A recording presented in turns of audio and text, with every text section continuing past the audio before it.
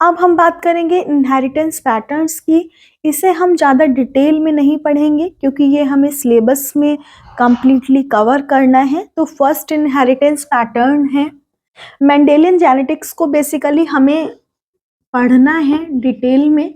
तो मैं यहाँ इनहेरिटेंस पैटर्न कौन कौन से हैं उनकी बात कर लेती हूँ, क्योंकि हमें इसके बाद जो सिलेबस का पहला टॉपिक पढ़ना है वो प्री मेंडेलियन जेनेटिक्स पढ़नी है एंड उसके बाद फिर हमें कवर करना है मेंडल्स के लॉ। मेंडेलियन इनहेरिटेंस जनरली ये इनहेरिटेंस पैटर्न्स हैं, ये ग्रेगर जॉन मेंडल ने दिए थे, जहाँ पे डिफरेंट लॉज इन्होंने दिए थे जो कि डोमिनेंस, सेग्रीगेशन, इंडिपेंडेंट असॉर्टमेंट, ये पर्टिकुलर लॉज हैं। और इन्होंने अपना जो एक्सपेरिमेंट करे थे वो पाइसम सटाइवम पी प्लांट्स पर करे थे। ये क्यों करे थे, सक्सेसफुल रेट क्या था, या इन्होंने पर्टिकुलर स्पीशीज़ को क्यों सेलेक्ट किया था, इसकी बात हम डिटेल में करेंगे अपने लेक्चर्स में।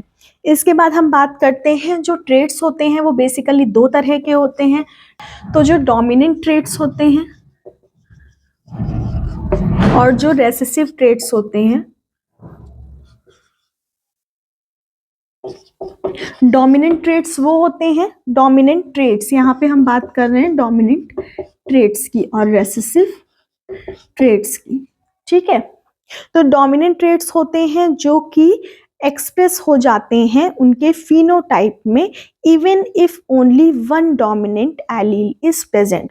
तो डोमिनेंट ट्रेट्स पूरी तरह से प्रभावी होते हैं, अपने फिनोटिपिक जो कैरेक्टर्स हैं उसमें शो होते हैं अगर एक भी डोमिनेंट है तो। जैसे कि अगर हम पर्पल कलर की बात करें तो अगर ये है तो ये डोमिनेंट कैरेक्टर्स है, एक डोमिनेंट है एक रेसेसिव है, फिर भी ये पर्टिकुलर जो फ्लावर का पर्पल का एग्जाम्पल लें तो फ्लावर का पर्पल कलर हमें शो होगा even if one is recessive. Then next अगर हम बात करें रेसेसिव की, a trait expressed only when two recessive alleles are present. अब जैसे कि हम यहाँ पे देख पा रहे हैं कि एक डोमिनेंट है और एक रेसेसिव है, तो रेसेसिव अपने आप को शो नहीं कर पा रहा है और डोमिनेंट अपने आप को शो कर रहा है, डोमिनेंट ट्रेट अपने आप को दिखा पा रहा है। तो यहाँ पे रेसेसिव की अगर हम बात करें तो रेसेसिव ट्रेट वो है जो कि जब दो रेसेसिव होते हैं, जब ये दोनों ही रेसेसिव होंगे तो ये अपने आप को शो कर पाएंगे। मान लो कि ये पर्टिकुलर पर्पल कलर को शो कर रहा है और ये जो रेसेसिव है वो वाइट कलर को शो कर रहा है, तो जब ये दोनों रेसेसिव होंगे तो क्या होगा, वाइट कलर आएगा। और जब एक रेसेसिव और एक डोमिनेंट होगा तो क्या होगा, जो डोमिनेंट है वो अपने आप को दिखाएगा और रेसेसिव को दबा देगा, सबसाइड कर देगा। Then second is codominance. Second नहीं बोलेंगे, ये फोर्थ हुआ, ये फोर्थ हुआ कोडोमिनेंस, क्योंकि हमने फर्स्ट बात की मेंडेलियन जेनेटिक्स की, सेकंड डोमिनेंट ट्रेट की, थर्ड रेसेसिव ट्रेट की and fourth is codominance. Codominance क्या होता है बच्चों, both alleles in heterozygote are fully expressed. जब दोनों एलील हेट्रोजाइगोट होते हैं और अपने आप को पूरी तरह से शो कर सकते हैं। तो कोडोमिनेंस क्या है, जब दोनों एलील, बोथ एलील इन अ हेट्रोजाइगोट, हेट्रो का मतलब मैंने बताया था कि जहाँ पे डिफरेंट अलग अलग कंडीशंस होती हैं तो उसे हम हेट्रो से डिनोट करते हैं, आर फुल्ली एक्सप्रेस्ड। जैसे कि अगर हम बात करें तो इसका बहुत अच्छा एग्जाम्पल है हमारे ब्लड ग्रुप्स, जैसे कि ए और बी ब्लड ग्रुप्स को हम बोलते हैं, चार ब्लड ग्रुप्स हैं, A positive, B positive, A B positive और ओ पॉजिटिव। तो जब ए बी ब्लड ग्रुप है तो ए भी शो हो रहा है और बी भी शो हो रहा है, तो ये कोडोमिनेंस का बहुत अच्छा एग्जाम्पल है। अगर हम कोडोमिनेंस की बात करें प्लांट्स में तो रेड एंड वाइट कलर जो है फ्लावर कलर, जब कोडोमिनेंस के स्टेज में होता है तो वो पिंक कलर शो करता है। In codominance are plant with one P allele P allele and one W allele will have pink colors because both red and white colors are equally expressed. अब यहाँ पे मैं पुट इन स्क्वायर नहीं बना रही हूँ क्योंकि हम जब डिटेल में पढ़ेंगे तो वहां पे हम अच्छे तरीके से इस टॉपिक को कवर करेंगे. Then next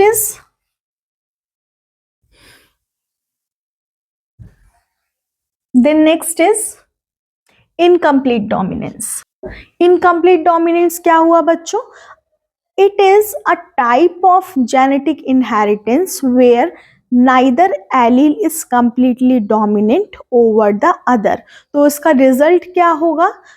The phenotype of the heterozygous individual is a blunt or intermediate of two homozygous phenotypes. Incomplete dominance is a type of genetic inheritance where neither allele is completely dominant over the other.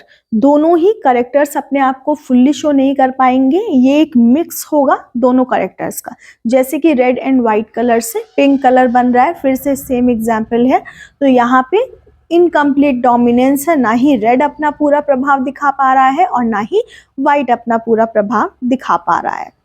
अब confusion होगा कि codominance और incomplete dominance में क्या difference है, दोनों में ही मैंने सेम एग्जांपल दिया है. तो कोडोमिनेंस एंड इनकम्प्लीट डोमिनेंस ये दो अलग अलग टाइप के जेनेटिक इनहेरिटेंस है. जहां पे कोडोमिनेंस का मतलब है नो एलील कैन ब्लॉक और mask the expression of other allele. तो कोडोमिनेंस में कोई भी एलील दूसरे को मास्क नहीं करेगा या उसके एक्सप्रेशन को छुपाएगा नहीं. जबकि incomplete dominance is the condition जहां पे dominant allele does not completely mask the effect of recessive allele. Codominance and incomplete dominance में अब आप लोगों को कंफ्यूजन ये होगा कि डिफरेंस क्या है. दोनों में ही मैंने सेम एग्जांपल दिया. तो यहाँ पे मैं बता दूं कि कोडोमिनेंस जनरली वो कंडीशन है जहां पे कोई भी एलील किसी को दूसरे एलील को ना ही ब्लॉक करेगा और ना ही मास्क करेगा और उनके एक्सप्रेशन को कहीं भी दबाएगा नहीं. जबकि इनकम्प्लीट डोमिनेंस में क्या है, वो कंडीशन है जहां पे डोमिनेंट एलील पूरी तरह से फेल हो रहा है रेसेसिव एलील को मास्क करने में, रेसेसिव ट्रेट को मास्क करने में, जिससे कि रेसेसिव ट्रेट भी कह रहा है कि अब मुझे मौका मिला है, मैं भी अपने प्रभाव को दिखाऊंगा. Next inheritance pattern is epistasis. तो बच्चों एपिस्टेसिस क्या है? Interaction of genes where one gene masks और modify the expression of other gene.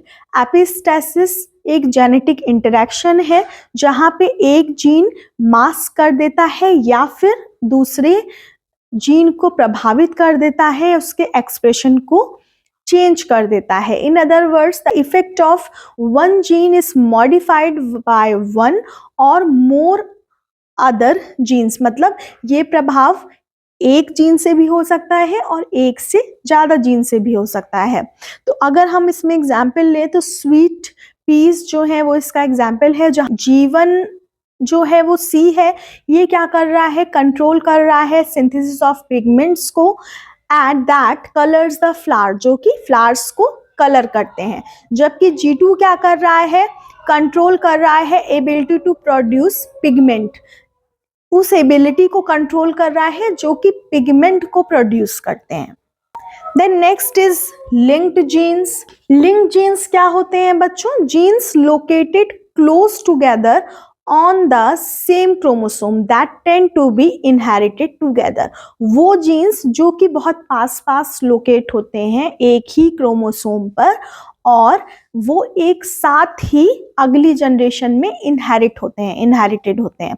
Linked genes that are located close to each other on a same chromosome because of their proximity, क्योंकि वो बहुत ज्यादा पास होते हैं.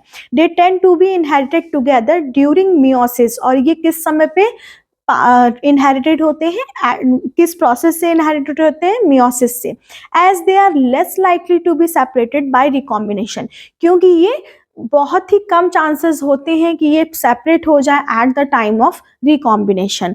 यहाँ पे भी हम एग्जाम्पल लेंगे पी प्लांट का. अगर एक ही प्लांट पर एक ही क्रोमोसोम पर दो अलग अलग जीन्स हैं, एक है आर और दूसरा है वाई। ये अगर हम इसे क्रोमोसोम माने तो एक आर है और दूसरा वाई है। आर राउंड को शो कर रहा है और वाई येलो को शो कर रहा है, ठीक है। तो अब ये जो जीन्स है वो अपने आप को एक साथ ही एक्सप्रेस करेंगे। अगर जो सीड का शेप है वो राउंड होगा तो उसका कलर कैसा होगा, येलो होगा। इन्हें हम सेपरेट नहीं कर सकते, तो इस तरह के जीन्स कहलाएंगे लिंक्ड जीन्स। नेक्स्ट हम बात करेंगे बच्चों पॉपुलेशन जेनेटिक्स के। इनहेरिटेंस पैटर्न्स हमने कंप्लीट कर लिया है। नेक्स्ट है पॉपुलेशन जेनेटिक्स। फर्स्ट टर्म आता है जीन पूल। जीन पूल क्या होते हैं? Basically total genetic diversity with in a population. किसी एक पर्टिकुलर पॉपुलेशन की जो टोटल डाइवर्सिटी होती है, टोटल जेनेटिक डाइवर्सिटी होती है, उसे हम बोलते हैं जीन पूल, ठीक है। देन नेक्स्ट इज तो हार्डी-वेनबर्ग लॉ क्या है? बस इतना देख लेते हैं कि ये एक मैथमेटिकल मॉडल है जो डिस्क्राइब करता है एलील और जीनोटाइप फ्रीक्वेंसीज को इन अ पॉपुलेशन एट इक्विलिब्रियम, मतलब बैलेंस तरीके से ये जीनोटाइप फ्रीक्वेंसीज को शो करता है मैथमेटिकली। तो ये एक मैथमेटिकल मॉडल है, एक पर्टिकुलर फॉर्मूला है जिसके थ्रू हम ये देखते हैं कि इक्विलिब्रियम में किस तरीके से जो एलील हैं, जो जेनेटिक फ्रीक्वेंसी जीनोटाइप हैं, वो किस तरह से अपना प्रभाव दिखाती है। एप्लीकेशंस इनका कहाँ कहाँ पे है? हम हार्डी-वेनबर्ग लॉ के थ्रू डिटरमाइन कर सकते हैं जेनेटिक वेरिएशंस को। और क्या कर सकते हैं हम इससे? कैरियर फ्रीक्वेंसी एस्टिमेशन कर सकते हैं। देन इसके अलावा हम कर सकते हैं इवोल्यूशनरी स्टडीज। इसका यूज होता है इवोल्यूशनरी स्टडीज में। तो जो ये मैथमेटिकल मॉडल है ये हमें इन पर्टिकुलर एप्लीकेशंस के लिए मदद करता है।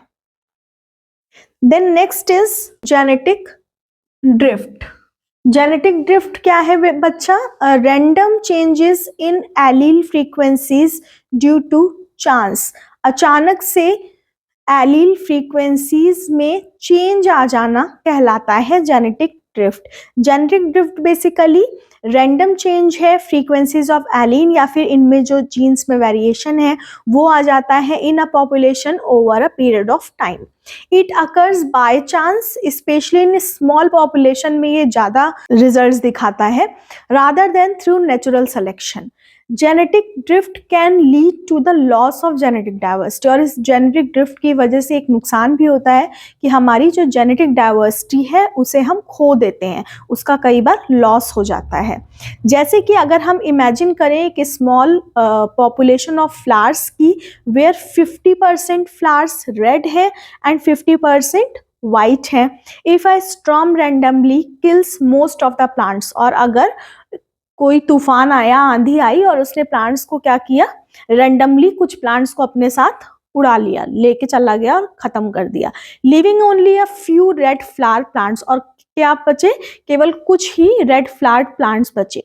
The frequency of the red allele increases in the next generation. तो क्या होगा कि जो वाइट फ्लावर्स हैं वो तो पूरे चले गए और रेड फ्लावर्स थोड़े ही बचे, तो नेक्स्ट जनरेशन में क्या होगा कि रेड फ्लावर्स अपनी फ्रीक्वेंसी शो करेंगे और इंक्रीज फ्रीक्वेंसी शो करेंगे। This random change in allele frequency is genetic drift. तो ये जो रैंडम चेंज हुआ कि पहले 50-50% की पॉपुलेशन थी दोनों की, रेड एंड वाइट की, रेड की भी 50% थी एंड वाइट की भी 50% थी, बट एक तूफान आया और अपने साथ वाइट को उड़ा के ले गया, तो बचा क्या? रेड। अब जब नेक्स्ट जनरेशन आएगी तो क्या होगा? रेड की फ्रीक्वेंसी तो बढ़ेगी लेकिन वाइट जो है वो पूरी तरह से खत्म हो चुका होगा। तो ये जो एलील है वो पूरी तरीके से हट चुका है, तो इसे हम बोल सकते हैं जेनेटिक ड्रिफ्ट। इसे हम बोलते हैं in fact genetic drift. Then next is selection. Selection क्या है बच्चों? Selection is the process by which certain traits become more common in a population due to reproductive advantage. बहुत अच्छा इसका एग्जाम्पल है, जैसे कि जो पॉलिनेटर्स होते हैं, जैसे कि बटरफ्लाइज हैं या बीज हैं, वो क्या होती हैं, वो डिफरेंट कलर्स पे अट्रैक्ट करती हैं. मतलब अगर एक वाइट कलर है और एक रेड कलर है, एक पर्पल है, तो वो रेड की तरफ ज़्यादा अट्रैक्ट करेंगी instead of purple and white. तो रेड कलर को ये प्रेफर करेंगी, तो इसको रिप्रोडक्टिव एडवांटेज मिलेगा. In a population of plants some have red flowers while others have white और पर्पल. तो पॉलिनेटर्स जैसे कि बी क्या करेंगी, ये रेड फ्लावर्स को ज़्यादा देख पाएंगी और यहाँ पे ज़्यादा नेक्टर प्रोड्यूस करेंगी. It is an example of directional selection, जहाँ पे स्पेसिफिक ट्रेट जैसे कि रेड कलर ज़्यादा कॉमन हो जाएगा. It offers a reproductive advantage. तो इसकी वजह से, अपने कलर की वजह से इन्हें रिप्रोडक्टिव एडवांटेज मिल गया. Then next term is heterosis. Heterosis क्या होता है बच्चों? इसे हम हाइब्रिड वेगर भी बोलते हैं. हेट्रोसिस इज इंक्रीज्ड वेगर और इंक्रीज्ड पोटेंशियल और performance of hybrid offspring compare to parents. मतलब जो बोथ पेरेंट्स हैं, मान लो ए और बी पेरेंट्स हैं, ए एंड बी पेरेंट्स हैं, तो जो इनकी प्रोजेनी है ए बी है, वो इनसे ज्यादा हाइब्रिड वेगर रखेगी. इन दोनों का हाइब्रिड वेगर मिला के अगर हम काउंट करें तो इसका हाइब्रिड वेगर इनसे भी ज्यादा होगा. तो हेट्रोसिस क्या है? ये रिफर करती है इंक्रीज्ड स्ट्रेंथ को, ग्रोथ को, फर्टिलिटी को observed in hybrid offspring compare to their parents. अगर हम इससे कंपेयर करेंगे तो भी इसका बढ़ा हुआ आएगा, और इससे कंपेयर करेंगे तो भी बढ़ा हुआ आएगा. तो इसका जो हाइब्रिड वेगर है वो इन दोनों से ज्यादा है. तो इसे हम बोलेंगे, इस कंडीशन को हम हेट्रोसिस बोलते हैं. जैसे कि hybrid tomatoes, hybrid rice, hybrid corn इनके एग्जाम्पल हैं. इनमें जो इनब्रेड लाइंस होती हैं उनमें डिफरेंट, जब हम क्रॉस कराते हैं, जब क्रॉस कराया जाता है तो जो इनके जनरेशन्स होती हैं, जो इनकी नेक्स्ट F1 जनरेशन होती हैं, उनमें हमें higher yield, disease resistance, better drought tolerance, इस तरह की चीज़ें मिलती हैं हाइब्रिड कॉर्न में. हाइब्रिड टमाटोज की बात करें तो इसके थ्रू फ्रूट साइज बेटर होता है, टेस्ट बेटर होता है, डिजीज रेजिस्टेंट डेवलप होता है. अगर हम हाइब्रिड राइस की बात करें तो ये पेस्ट से लड़ने की ताकत रखते हैं, एनवायरमेंटल स्ट्रेसेस से ये को टॉलरेट कर पाते हैं, तो इनका भी वेगर बढ़ा हुआ होता है. एंड कंपेयर, और इनके पेरेंट्स के कंपैरिजन में इनमें टॉलरेंस ज़्यादा होती है और इनका जो यील्ड है वो भी ज़्यादा होता है. Then next is applied genetics in agriculture. तो अप्लाइड जेनेटिक्स में फर्स्ट टर्म है जेनेटिक इंजीनियरिंग.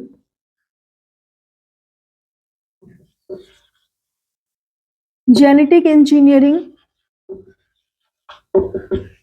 क्या होती है? Direct manipulation of an organism genes using biotechnology. Biotechnology को यूज करके ऑर्गेनिज्म के किसी भी प्लांट्स या एनिमल्स के जीन को मैनिपुलेट कर देना, चेंज कर देना, मॉडिफाई कर देना कहलाता है जेनेटिक इंजीनियरिंग. इसमें क्या क्या प्रोसेस इन्वॉल्व होती हैं? जीन को हम क्या कर सकते हैं? ऑल्टर कर सकते हैं, चेंज कर सकते हैं, रिमूव कर सकते हैं. इसके साथ साथ हम इंसर्ट कर सकते हैं, स्पेसिफिक जीन्स को इंसर्ट कर सकते हैं टू अचीव डिजायर्ड ट्रेट्स. और ये सारी चीजें हम क्यों करते हैं? कि हमें पर्टिकुलर ट्रेट्स और कैरेक्टरिस्टिक्स रिक्वायर्ड होते हैं, डिजायर्ड होते हैं, इनके लिए हम ये जेनेटिक इंजीनियरिंग करते हैं थ्रू बायोटेक्नोलॉजी.